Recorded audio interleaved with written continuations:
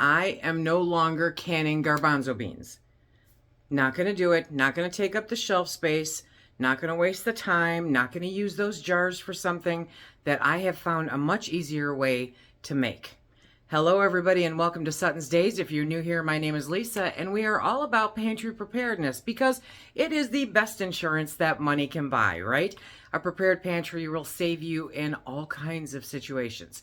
But as we are moving forward in the chaos that is life right now, we are seeing extreme price increases. So I am looking at all possible ways to save money, from little small things to big things. And one of the ways that I have decided to do this is to not can garbanzo beans anymore. I have a Nutrimill and I love it. I use it all the time for making bread. But today we're going to make something a little different. I'm going to make hummus using chickpea flour. Chickpeas, garbanzo beans, they're the same thing, okay? But by not canning them, by just using the dried bean itself, I can make a great quality hummus for significantly less at home than if I bought it at the store, and it takes up a lot less space than having jars of canned garbanzo beans on my shelf. Now, canning garbanzo beans does have its place. It really does. And if you are somebody who likes putting the beans in the oven and crisping them up with flavors as a nice protein-heavy snack, then it's a great thing to do. I don't do that, so I pretty much buy garbanzo beans for soups and for making hummus. I am a hummus fanatic. I love all things hummus. And so today we're going to take you through a basic roasted garlic hummus using chickpea flour. The really great thing about all of this is that right now the Nutrimill is on sale. It's on sale. I'll put the website down below. So you're getting $50 off from Nutrimill, but then if you use the code Sutton, you get an additional $20 off. This is so much cheaper than what I bought mine for, okay? So I have worked through a few different grain mills now. This is the one that I like, and as we do this, I'll show you why. Let's get started. This is my beloved Nutrimill. Yes, it is. So this is the hopper where you put the different wheat, okay? I've put wheat berries in there so that you could see it.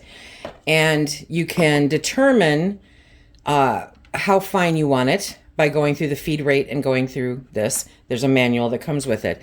But my favorite part is that it's all contained right here, okay? So you have to make sure to push it all the way in. But if you do that, then it comes out in this canister. And it is spectacular.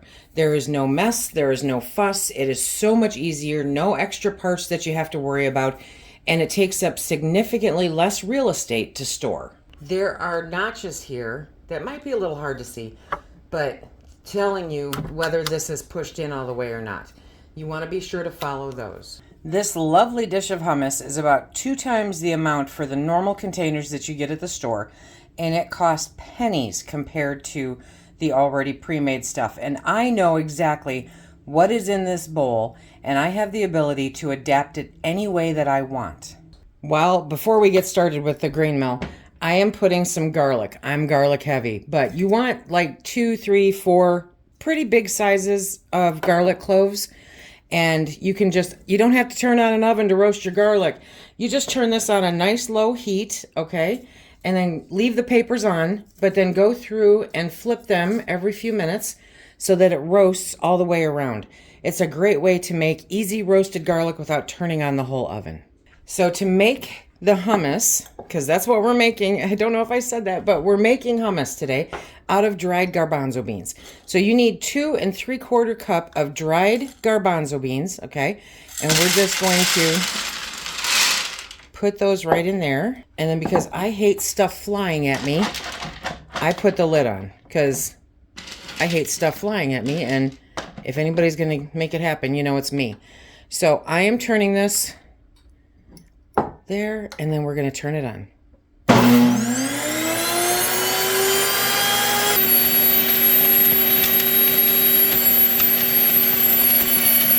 Once you have milled up your flour, which don't think it's like a microwave, you guys, okay? It takes a hot minute to do it. So once you have milled up your flour, you're going to get a pot. You're going to add 2 cups of water to the pot. And then we're going to grab 3/4 of a cup of your fresh milled chickpea flour. It's not a big deal if you made extra. You may use it. Okay, so 3/4 of a cup. You're going to add it right in there. Just like any flour and water, it's going to clump a little bit, but that's not really an issue. You're just going to keep whisking it up. It will combine, okay? And this is not something you walk away from. No, it's not. So you're going to whisk it up, and then we're going to bring it up to a boil as it cooks, because it's flour and water. It's going to thicken. That's what it does. And we're going to let it do its thing, thickening up, and we're on our way to hummus.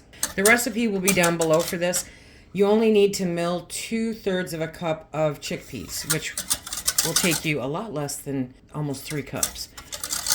So this is for a smaller batch, but I'm going to be using the flour, and I was going back and forth between my recipes. So, you know, follow what I print, not what I say necessarily sometimes.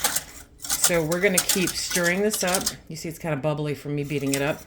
But we're going to stir it up, and it's all good. In the meantime, I have the garlic over here cooling off. I let mine get a little browner than I had intended to, but you know, squirrel. That is my garlic. That's cooling off before I peel off the papers. But first we want to get this all thickened up, and you'll see what it looks like. There we go. So don't worry about it if it looks soupy. It's going to do that. But you don't want it to scorch. So you do want to stay on top of it until it cooks down. It's going to come to kind of a porridge consistency. While this is cooking down, and yes, I am staying on top of it. If you're not a multitasker, there's no shame in that game, because we don't want to ruin all of this beautiful chickpea flour. With the Wonder Mill, I do believe that the smaller beans are your best bet. Large beans, I think, would take forever. Okay, do you see how it's kind of a porridge consistency now? Blurp, blurp, blurp, right? Okay, so we're just going to cook that a few more minutes. Not very much longer at all. You're just getting the flour worked in with the liquid. You can use chicken broth or vegetable broth if you prefer over water. It just adds another layer of flavor into it. Okay, so we're going to move this off the heat now. In your food processor, you are going to add your olive oil, wah wah, and your lemon juice. That garlic is completely cooled down now. Okay, so it's nice and soft. You just want to peel that paper off. It comes right off. No issues at all there. And just add it right in. Add as much garlic or as little garlic as you like. I am intentionally making a roasted garlic hummus this time around. Think of all the flavor combinations you could have with this, right? I'm going to be the first to admit that the first thing that popped into my head was I could make Fiesta Ranch hummus. Because sometimes, you know, it's me. What am I going to do? Bigger garlic cloves work. I feel like I got a little taken advantage of here, because garlic is $4.59 a pound at the store that I was at. And so I got 2 heads, figuring that's more than enough, but they were all like super small cloves. I was a little bummed about that. When you do the garlic this way, it does become super soft, just like if you put it in the oven. So it's a great way to do it without having to turn on the whole oven. You know what I mean? Next, we want a 1/4 cup of tahini. Tahini is ground up sesame seeds, okay? Do not put seeds in your Nutri-Mill. Don't do it, my friends. You will destroy it because they can't handle that oil that's in there. Just the beans. There's a whole list on the website that will tell you what you can and cannot put through it. But yeah, don't do that. So you can make your own tahini. I have some in the fridge, so I'm just using that. So now we're gonna put in a 1/4 cup. I'm gonna give it a good stir because it's kind of like peanut butter, natural peanut butter that the oils rise to the top. It's a nut. It's a seed. That's what it does, okay? So we're just gonna, there you go. Because I don't believe you can have too much tahini in your hummus. It adds such a beautiful additional flavor.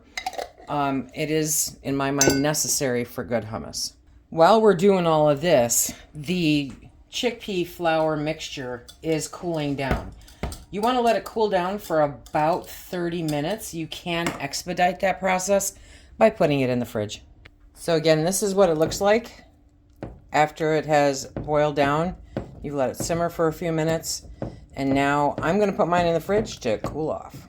While that's cooling off, we've got all of these ingredients in the food processor. I think, honestly, it's been a very long time since I tried to do this in a blender, and grinding up chickpeas can really test the motor on your blender. So do that at your discretion if you have a really good blender. Salt and pepper to taste, and we're all good there. I do prep this before I add the chickpea flour. Okay, so I'm going to blend up the tahini, the lemon juice, the olive oil, and the garlic, salt and pepper, and I'm just going to whip it up really quick.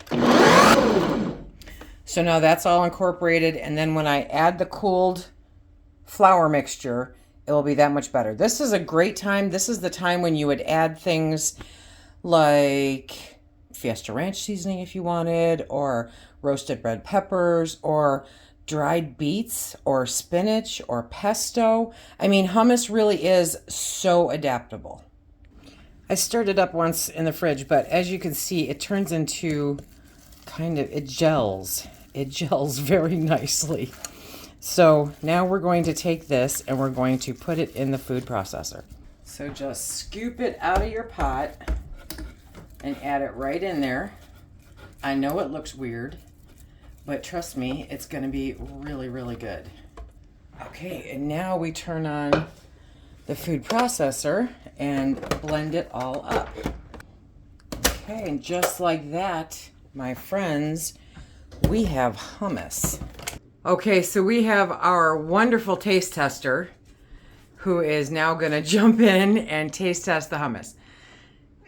And it does need to be a little bit cooler, but what do you think?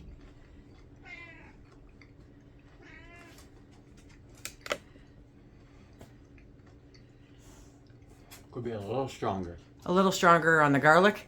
Mm-hmm. Okay, you want more garlic? Mm-hmm. Okay, but how do you think the texture? To me, the texture is very smooth, right? It's much smoother than hummus using the canned chickpeas. Mm-hmm. Okay. Yeah. Very good. It wasn't garlicky enough for Phil, so I added minced garlic in there and blended it up more. Now it's super garlicky, vampires beware. But you can see it looks like it has texture, but it doesn't. It's like the smoothest hummus you have ever had in your life. So it's something to try. If you don't care for hummus because of the texture, you might love this. I am a hummus fanatic. I put it on everything. I put it on toast. I put it on raw vegetables. I like a crunch. So for me, celery is my go-to. I put it on pita bread. I put it on tortillas. I put it on everything. So if you want to give it a try, use your dried chickpeas to make chickpea flour and then make hummus. The recipe is down below, and I think that you'll be pleasantly surprised.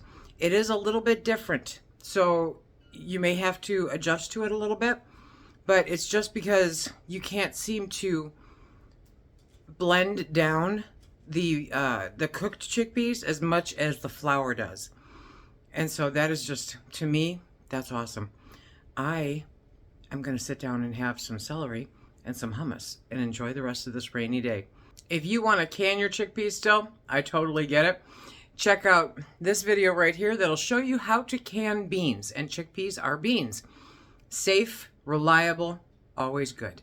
Until next time, everybody, be safe.